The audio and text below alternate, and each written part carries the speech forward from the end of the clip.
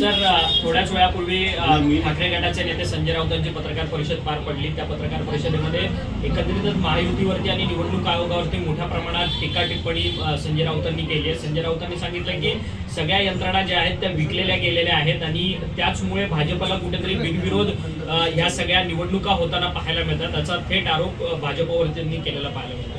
उबाटा गटाचे खासदार जनाब संजय राऊत यांना मला इतकंच सांगायचं आहे की यंत्रणा विकलेली गेलेली नाही, तर स्वतः संजय राऊत विकले गेलेले आहेत. संजय राऊत हे राहुल गांधींना विकले गेलेले आहेत, संजय राऊत हे सोनिया गांधींना विकले गेलेले आहेत आणि आपला पक्ष विकण्याचा प्रयत्न, उबाटा गटाला विकण्याचा प्रयत्न संजय राऊत यांच्या मार्फत सातत्यानं केला जातोय. कारण सातत्यानं मराठी माणसांचा अपमान करणं, सातत्यानं हिरव्या मतांची गुलामी करणं हे संजय राऊत यांचं सातत्यानं कार्य सुरू झाले. ज्या पद्धतीनं गेल्या काही दिवसांपासून वंदनीय हिंदू हृदय सम्राट बाळासाहेब ठाकरे यांचे विचार सोडले आणि आता आपल्याला खासदारकी मिळावी यासाठी संजय राऊत स्वतः आपल्या पक्षाला विकतायत अक्षरशः. कारण त्यांचं काँग्रेसची साटलोट झालेलं आहे आणि काँग्रेस आणि त्यांची युती केली झालेली आहे आणि त्यामुळं आपला पक्ष काँग्रेसच्या दावणीला बांधून उद्धवजी ठाकरे यांचा पक्ष संपवण्याचा प्रयत्न संजय राऊत करतायत. त्यामुळे यंत्रणेवर दोष संजय राऊतांनी दिलू नये. संजय राऊतांनी आपलं आत्मपरीक्षण करावं. ज्या पद्धतीनं उद्धवजी ठाकरे यांच्या पक्षाची वाट लावण्याचं काम संजय राऊतांनी केलंय, यंत्रणा आपल्या पद्धतीनं काम करताय, परंतु संजय राऊत तुम्ही सच्च्या शिवसैनिकाला डावलण्याचं काम करताय, तुम्ही सच्च्या शिवसैनिकाला घरी बसवण्याचं काम केलंय. त्यामुळे यंत्रणा दोषी नाही, दोषी कोण असतील तर स्वतः संजय राऊत आहेत. धमकी देण्याची परंपरा संजय राऊत तुमची आहे. भारतीय जनता पार्टीला कुणाला धमकी देण्याची गरज नाही. तुम्ही निवडणूक आयोगावर असे आरोप करतायत, त्याबद्दलचा एक पुरावा संजय राऊतांनी द्यावा. आजपर्यंत संजय राऊत रोज सकाळी पत्रकार परिषद घेतात, पण साधा कच्चा कागदाचा चिठोरा देखील संजय राऊत पुरावा म्हणून का देत नाहीत? जर संजय राऊत यांच्याकडे एखादा पुरावा असेल तर तो पुरावा द्यावा. जनतेचा विश्वास भारतीय जनता पार्टीच्या कार्यकर्त्यांवर आहे, जनतेचा विश्वास भारतीय जनता पार्टीच्या नेत्यांवर आहे आणि जनतेच्या विश्वासाच्या जोरावरच भारतीय जनता पार्टीचे कार्यकर्ते निवडणुकीमध्ये बिनविरोधपणे निवडून येत आहेत. कारण त्यांना माहिती आहे ज्या भागाचा विकास भारतीय जनता पार्टी करू शकतं, भारतीय जनता पार्टीचं नेतृत्व करू शकतं, तो विकास इतर कुणीही करू शकत नाही. आम्ही गुंडांच्या जोरावर निवडणूक लढत नाही, तर आम्ही विकासाच्या आणि लोकांची कामं करण्याच्या जोरावर निवडणूक लढतोय. हे संजय राऊतांनी लक्षात ठेवलं पाहिजे. या ठिकाणी आमचे जवळपास 45च्या आसपास नगरसेवक बिनविरोध निवडून आलेत.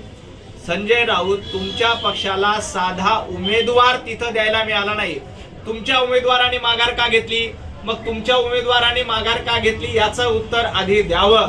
संजय राऊत, आपल्याकडे साधे उमेदवार द्यायला नाहीत आणि तुम्ही भारतीय जनता पार्टीवर टीका करताय.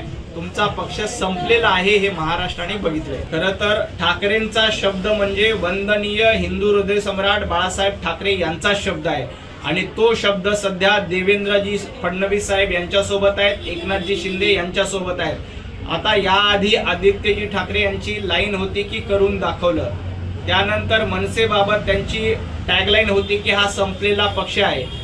ज्या अमित ठाकरे यांचा पराभव उबाटा गटानं दादरमधनं केला, ज्या पक्षाला संपलेला पक्ष म्हणून हिणवलं, ज्या पक्षाचे नगरसेवक उद्धवजी ठाकरे यांनी फोडले, त्याच पक्षासोबत बसून तुम्ही आता इतरांवर टीका करतायत. अमितजी ठाकरे यांना देखील माझं आपल्या माध्यमातून आव्हान आहे. अमितजी, तुमचा पराभव कोणी केला हे लक्षात ठेवा. दादर सारख्या भागातून जिथं शिवसेनेचा बालेकिल्ला, शिवसेनेचा गड मानला जात होतो, त्या ठिकाणून अमित ठाकरे यांचा पराभव उबाटा गटाने केलाय. त्यामुळं अमितजी ठाकरे यांना पराभवाची सल त्यांच्या मनामध्ये निश्चितपणे आहे. त्यामुळं मनसे आणि शिवसेना उबाटा गट यांची युती वरकरणी दिसत असली तरी प्रत्यक्षामध्ये मनसैनिक नाराज आहेत. कारण त्यांची फक्त 40 ते 45 जागांवर बोळवण करण्यात आली. अक्षरशः वाटाण्याच्या अक्षदा राज ठाकरे यांना दाखवण्यात आल्या. त्यामुळं रेल्वे इंजिन हे धनुष्यबाणा सोबत आहे, ते मशाली सोबत नाही. ते रेल्वे इंजिन कमळा सोबत आहे, ते मशाली सोबत नाही. हे देखील महाराष्ट्राला माहिती आहे. ज्यांचा राज ठाकरेंच्या मुलांचा ज्यांनी पराभव केला त्यांच्यासोबत मनसैनिक कधीच राहणार नाहीत. उबाटासोबत प्रामाणिकपणे मनसेनिक उभे राहणार नाहीत याची आम्हाला खात्रीशीर माहिती आहे. संजय राऊत असं दिवास्वप्न रोज बघतात की आज एकत्र येतील, उद्या एकत्र येतील आणि आपणच पुन्हा महाराष्ट्राचे मुख्यमंत्री होऊ, असं स्वप्न संजय राऊतांना दिवसातून 10 वेळा पडत असतं.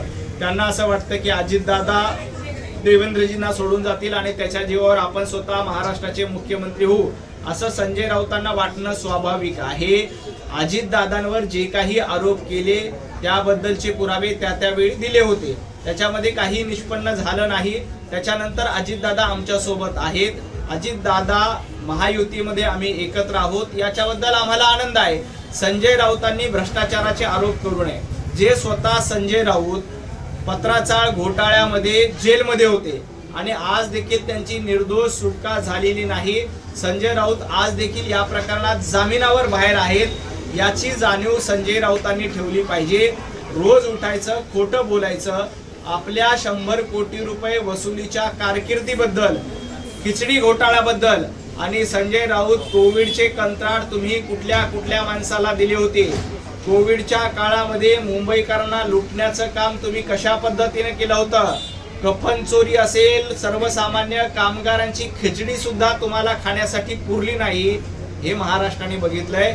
संजय राऊतांनी घोटाळ्याबद्दल बोलू नये. संजय राऊत, तुमच्याकडे कोळशाची पावडर आहे, तुमच्याकडे डांबर आहे, तुमच्याकडे माणूस आला की त्याला कोळसा फासणं, डांबर लावणं ही तुमची परंपरा आहे. तुमच्या पक्षात माणूस घेतला की त्याला तुम्ही काळवंडून टाकता, त्याला भ्रष्टाचारी करून टाकता, ही तुमची परंपरा आहे. आमच्याकडे वॉशिंग पावडर आहे, कारण वॉशिंग पावडर स्वच्छता करते, वॉशिंग पावडर पारदर्शकता पण आणते, वॉशिंग पावडरच्या माध्यमातून स्वच्छ आणि सुंदर कारभार केला जातो आणि आम्हाला आनंद आहे. भारतीय जनता पार्टी अतिशय स्वच्छ, प्रामाणिकपणे आणि पारदर्शकपणे कारभार करतो. तुमच्या 2.5 वर्षामध्ये संजय राऊत तुम्ही कसा कोळसा उघडला होता आणि कशा पद्धतीनं कारकीर्द काळवंडलेली होती, ही कारकीर्द संजय राऊत आणि उद्धवजी ठाकरे तुमच्या काळामध्ये भ्रष्टाचाराने काळवंडलेली होती. रोज 100 कोटी रुपये वसुली करायचे, सर्वसामान्य नागरिकांना लुटायचं, सर्वसामान्य नागरिकांकडनं खंडणी वसूल करायची, ही संजय राऊत तुमची परंपरा होती, तुमची सवय होती, हे महाराष्ट्राने बघितलंय. आम्हाला आनंद आहे, आमच्याकडे वॉशिंग पावडर आहे, तुमच्याकडे कोळसाची काळी पावडर आहे, हे देखील महाराष्ट्राला माहिती आहे. भारतीय जनता पार्टी हा कार्यकर्त्यांचा पक्ष आहे आणि पक्षाचं नेतृत्व, पक्षाचे नेते हे कार्यकर्त्यांच्या सोबत खांद्याला खांदा लावून उभा राहतात. ही निवडणूक कार्यकर्त्यांची निवडणूक आहे. ज्या पद्धतीनं नेत्यांच्या निवडणुकीत कार्यकर्त्यांनी जीवाचं रान केलं, अगदी त्याच पद्धतीनं सर्वसामान्य कार्यकर्त्यांच्या निवडणुकीत आमचे नेते जीवाचं रान करतायत, प्रचार सभा घेतायत, लोकांमध्ये जातात, भेटीगाठी घेतात, संपर्क करतात आणि आमच्या कार्यकर्ता निवडून आला पाहिजे यासाठी प्रयत्न करतात. दुसऱ्या बाजूला उद्धवजी ठाकरे कार्यकर्त्यांच्या निवडणुकीमध्ये घरात बसून आहेत.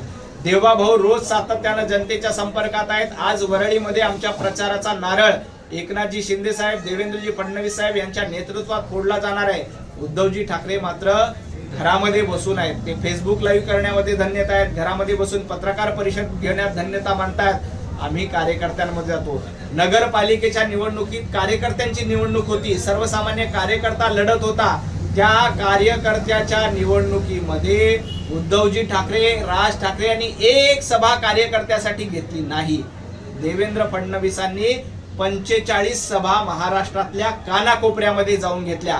आता देखील कार्यकर्त्यांची निवडणूक आहे आणि या कार्यकर्त्यांच्या निवडणुकीमध्ये देवाभाऊ प्रत्येक कार्यकर्त्यांपर्यंत पोहोचून त्याचा विजय निश्चित करणार आहेत. उद्धवजी ठाकरे किंवा संजय राऊतांसारखं घरात बसून गप्पा मारणार नाही. कार्यकर्त्याची हत्या झाली असेल तर निश्चितपणे पोलीस गृह खातं त्याची योग्य ती चौकशी करेल, दोषींवर कारवाई केली जाईल.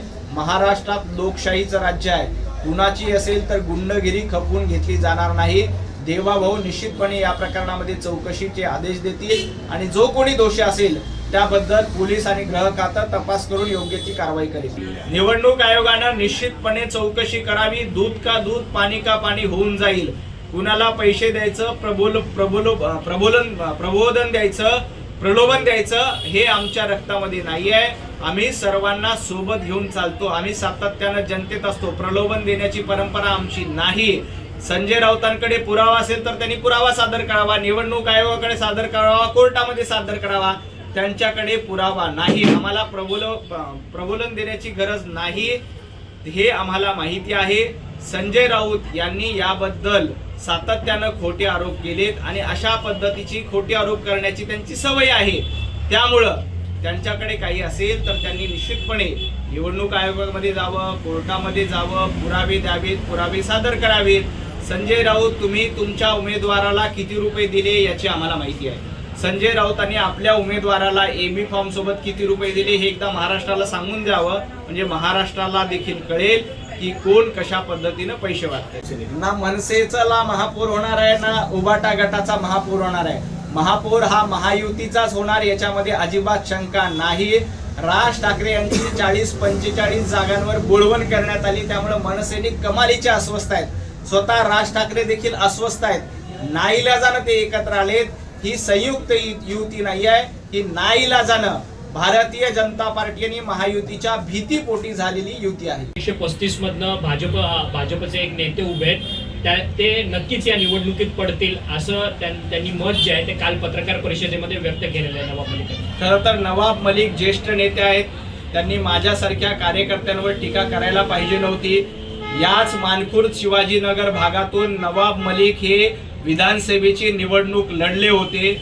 मानखुर्दकरांनी नवाब मलिक यांना 3ऱ्या क्रमांकावर पाठवलं. नवाब मलिक यांना 2रा क्रमांक देखील मानखुर्द शिवाजीनगरच्या जनतेने दिला नव्हता. नवाब मलिक यांच्यासारख्या ज्येष्ठ नेत्यांना मानखुर्द शिवाजीनगरकरांनी 3ऱ्या नंबरवर फेकलं होतं. याची आठवण फक्त नवाब मलिकांनी माझ्यावर टीका करताना ठेवावी, एवढीच माझी त्यांना नम्र विनंती आहे. मानखुर्द वासियांनी कधीही नवाब मलिक यांना संधी दिलेली नाही. फक्त 15,000 मतं नवाब मलिकांना मानखुर्दमध्ये मिळाली होती. मी ज्या वॉर्डामध्ये उभा आहे त्या वॉर्डामध्ये फक्त 500-600 मतं नवाब मलिकांना घेता आली. यावेळेला मानखुर्द शिवाजीनगरच्या परिसरामध्ये 135 वॉर्डामध्ये भारतीय जनता पार्टीचं कमळ फुलणार आहे. हे संयुक्त कशासाठी आहे तर संयुक्त महाराष्ट्रासाठी नाही, संयुक्त खुर्ची मिळावी यासाठीचा हा सगळा प्रयत्न आहे. संयुक्त मलिदा खायला मिळावा यासाठीचा हा सगळा प्रयत्न आहे. आजपर्यंत संजय राऊतांनी उद्धवजी ठाकरे यांच्या मुलाखती घेतल्या, त्याच्यामध्ये कोण कंपाऊंडर होतं, कोण डॉक्टर होतं हे महाराष्ट्रानं ऐकलं.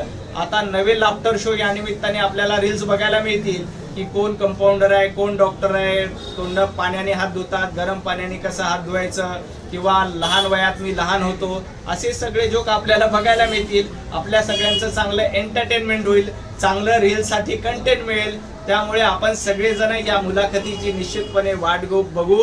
हा मोठा लाफ्टर शो या निमित्ताने महाराष्ट्राला बघायला मिळणार आहे. सगळे महाराष्ट्रातील जनता एंटरटेनमेंट म्हणून या दोन्ही लाफ्टर शो कडे निश्चितपणे बघतील. एबीपी माझा, उघडा डोळे बघा नीट.